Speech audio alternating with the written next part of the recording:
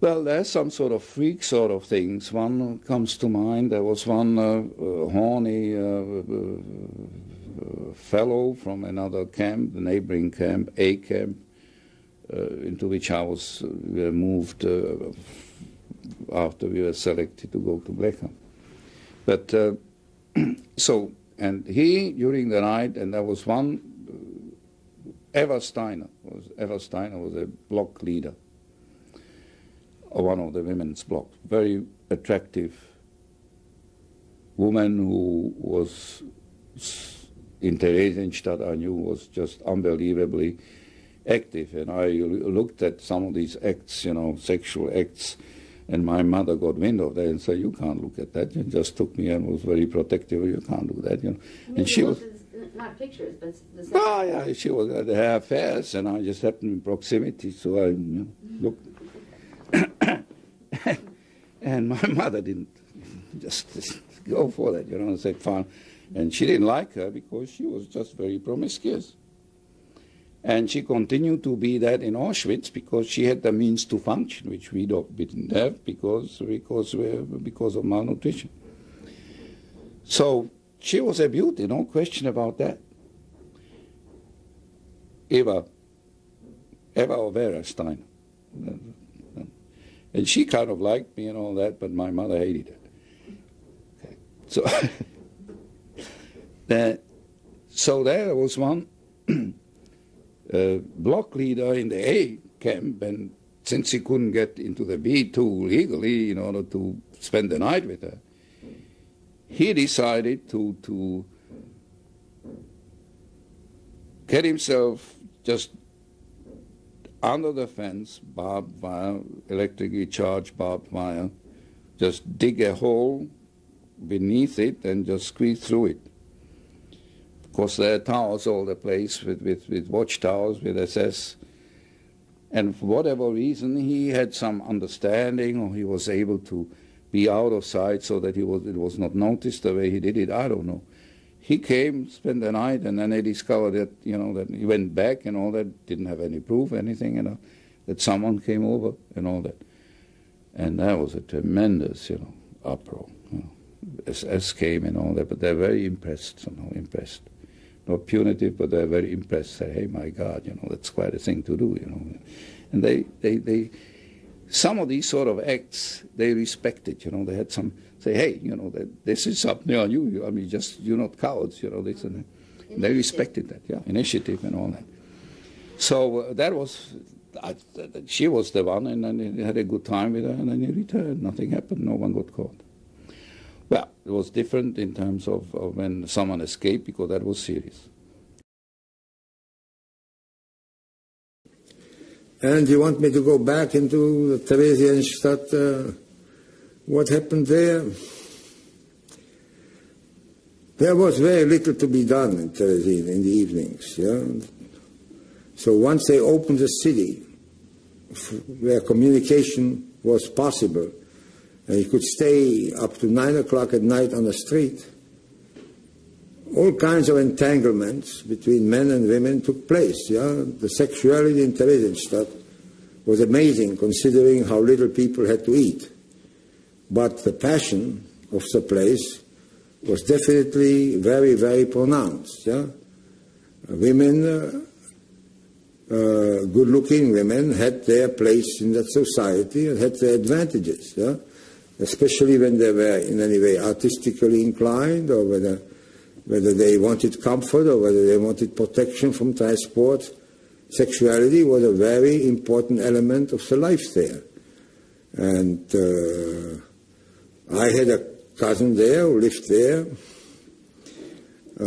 married to a very beautiful woman, and she met somebody who was working as a cook in one of the kitchens. She left my cousin, and she moved in with a cook. And being in one city where this ex-husband had to see her every day, once or twice, no matter what you did, it was very difficult. However, people risked quite a lot to somehow have a sexual life. there was one thing that happened to women, that they lost their period.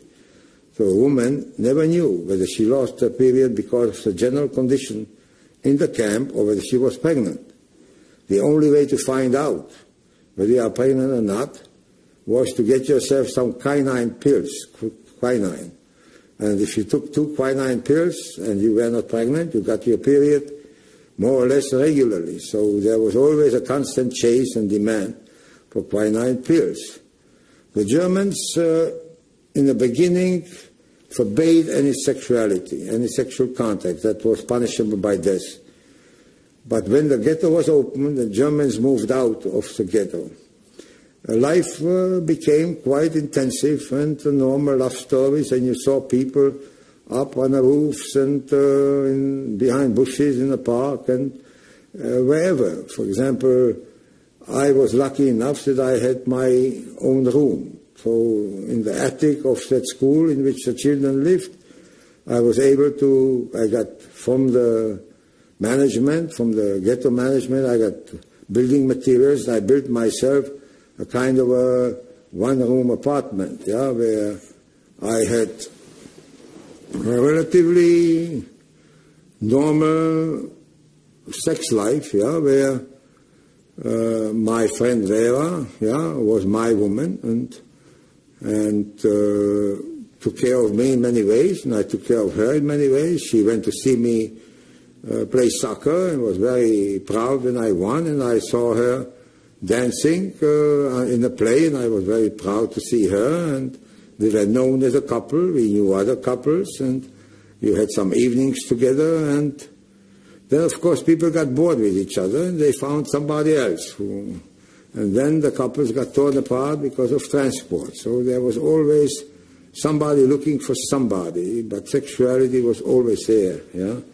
And marriages very often faltered, much more than under normal circumstances because of the intensity. Men did not live with women, yeah. Men still were separated. For example, Ilsa and her husband had to arrange for a place where they could be together alone. Her husband didn't have that room that I had, or she didn't have that room. So there was always some organizational problems. There were many places where there were 6 couples, there were 6 women living in one room together. So sometimes 3 of them had their husbands there, and the other 3 went for a walk. Very seldom did you find a place where you could have a room by yourself for more than a couple of hours. Yeah? And that was a reward if you had a friend who was able to do that, or if you could rent a room for something that you had other people wanted. So it was always there, and fear of losing one's partner and the pain of losing it, no matter how hungry you were, no matter what problems, it was the same as in normal life. Yeah? That did not change. The sexual craving stopped completely in Auschwitz. And it was quite after the end of the war, not when I was with a Russian. When I was with a Russian, I wrote his love letters to all the women in the conquered cities that he left behind. I knew how to write Russian, and I knew how to write Polish and German, and I did that correspondence for him. For him, that was important. I did not look at a woman until after I got well in Brno. Yeah, then I started catching up very fast. It was quite a return from starvation. It had nothing to do with sensuality. I remember the first time, yeah, when I didn't know what was happening to me, yeah, after a year of not having had sex, yeah. Suddenly you have the opportunity, yeah, and it wasn't the right woman, yeah. It was just a woman who somehow was there and was willing. It was a big question mark, and solved a lot of problems, and this and this, and this is why Ilsa waited until I get out of that kind of psychosis that one had to become normal again after all these years of abnormal living. Yeah. So, is that enough? I told you about that aspect of life. So after the war, when you got together with Ilsa, I got together, we got married in 19... We wanted to get married in 45. When we found out that the proof of her husband's death is inconclusive. So while we already had a wedding date set, we had to declare him for dead and to divorce him. Yeah? And the divorce procedures had to be gone through. They took a few months, so rather than to marry in 1945, we married in July 1946. But we lived together since September 1945, so we will have our 50th anniversary in a couple of months. Since now we are already 95, so 50 years.